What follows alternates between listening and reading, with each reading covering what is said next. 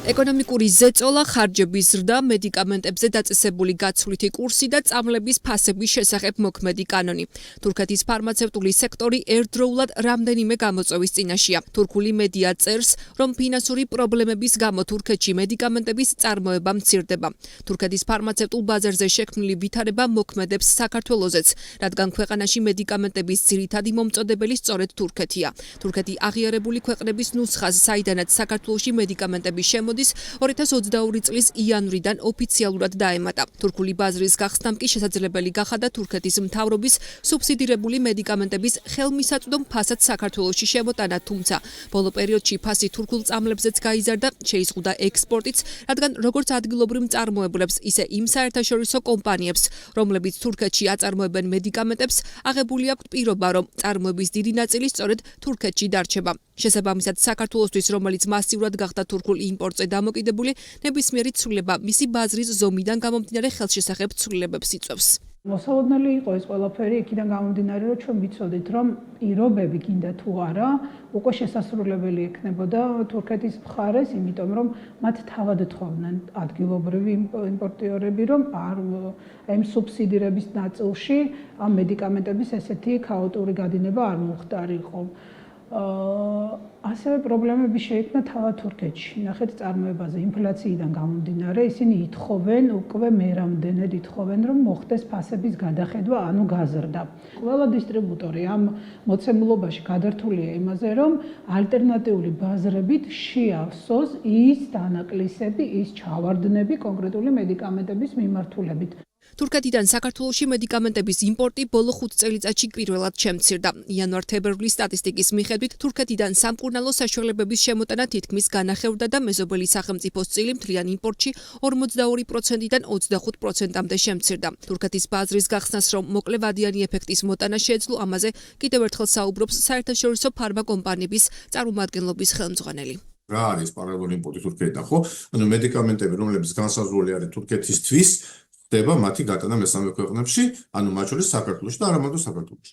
შესაბამისად, ეს ყოველთვის არის დროებითი ზომა, იმიტომ რომ რახან წამლები თავიდან გაკუთვნილია აპრიორში თურქული ბაზრისთვის, ნებისმიერი რეგულაცია, ნებისმიერი ცვლილება, რა თქმა უნდა, თურქეთში მიღებული გადაწყვეტილებები, ყველაფერი გადაწყვეტილება იღება ადგილობრივი მთავრობის და რეგულატორების მიერ, ისეთი, როგორიც საჭიროა თურქეთის მოსახლეობას. ანუ ჩვენ ამ შემთხვევაში ვართ გარემოხმარებელი. გარემოხმარებით ესე ვერ იქნება აგებული ფარმაცევტული პროდუქციის მოწოდება. ის უნდა იყოს რეგულარული, გარანტირებული და უნდა იყოს ყოველთვის მარაგი მედიკამენტების. თურქული მედია წერს, რომ თურქეთის ეკონომიკის პირობებში მედიკამენტების წარმოება ყოველდღიურად სულ უფრო და უფრო რთული ხდება. თავად მწარმოებლები კი ამბობენ, რომ თუ ფასწარმოქმნის სისტემა არ გადაიხედება, შესაძლოა მედიკამენტების მიწოდების ჯაჭვი გაწყდეს და პაციენტებს ძირითად პრეპარატებთან წვდომა შეეზღუდოს. საქართველოს ფარმაცევტთა ასოციაციის ხელმძღვანელი კი აღნიშნავს, რომ ფასების გადახედვა თურქეთში მედიკამენტებზე გარდაუვალია. შესაბამისად, ეს ნიშნავს, რომ ის მედიკამენტები, რაც საქართველოში შემოვა, იქნება გაცილებით ძვირი, ვიდრე აქ. ამ შემთხვევაში კი კიდევ ერთი ღია საკითხია, რამდენად ჩაჯდება ეს ფასი იმ ზღვარში, რაც საქართველოს მთავრობამ წამლების რეალიზაციაზე დააწესა. ასე ვთქვათ, მთავრობა დაეთანხმა და ის ფიქსირებული თანხა გაიზარდა, მაშინ შესაბამისად მედიკამენტების თანხაც გაიზრდება და ამ შემთხვევაში ჩვენს თურქეთიდან მოწოდებული მედიკამენტის ფასი, რა თქმა უნდა, შეიცვლება და ის აღარ იქნება დაუშვათ ფაში, რა ფაშიც ეხლა ვიღებთ, ხო? აქ მოდის უკვე მეორე თემა, მოგეხსენებათ, რომ საქართველოში რეფერენტული ფასები მოქმედებს და შემდგომში ეს ფასები, რომელიც თურქეთიდან იქნება მოწოდებული, რამდენად ასე ვთქვათ, ჩაჯდება იმ ზღვარში, რომელსაც ითხოვს ჩვენი რეფერენტული ფასების თემა, ის უკვე სავკეჯელობის საგანია. თურქული მედიკამენტების ჩანაცვლების პრობლემა ამ მოცემულობით ქართულ დისტრიბუტორებს არ აქვთ, თუმცა დღის წესრიგში დგას რეფერენტული ფასების მასიურად გადახედვის საკითხი, რადგან ფარმაცევტულ კომპანიების ასოციაციაში აცხადებენ, რომ ფასები მედიკამენტებზე თითქმის ყველა მომწოდებელ ქვეყანაში იზრდება, მათ შორის რეფერენტულ ქვეყნებშიც.